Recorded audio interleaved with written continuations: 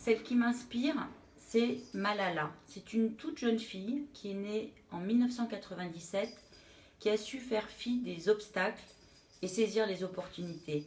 Les obstacles, c'est de naître fille dans une région et à un moment où les talibans décident que les filles ne doivent pas aller à l'école.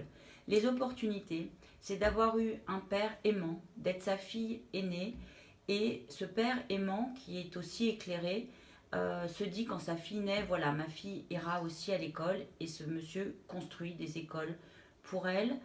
Euh, et en fait, la suite, vous la connaissez. À l'âge d'une dizaine d'années, Malala prend la plume. Il y a une tradition de concours d'éloquence au Pakistan.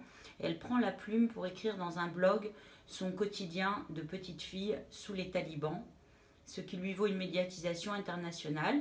Autre obstacle, elle est ensuite la cible des talibans. Elle subit une tentative d'assassinat. Ça la rend encore plus forte. 17 opérations plus tard, elle prend la parole pour ses 16 ans devant l'ONU. Et à 17 ans, c'est la plus jeune prix Nobel de la paix. J'ai vu son film, j'ai lu son livre. Et voilà, je la trouve très sûre d'elle, nourrie par un amour énorme de son père et d'une foi qui lui donne une force.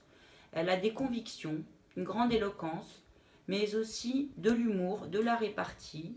Elle ne se laisse pas faire, elle s'amuse, elle se considère au même niveau que les plus âgés. Il y a beaucoup de préparation de ses interventions. Bref, un bon narcissisme, de la répartie et puis des habits colorés et féminins. Pour moi, voilà des secrets de leadership au féminin. À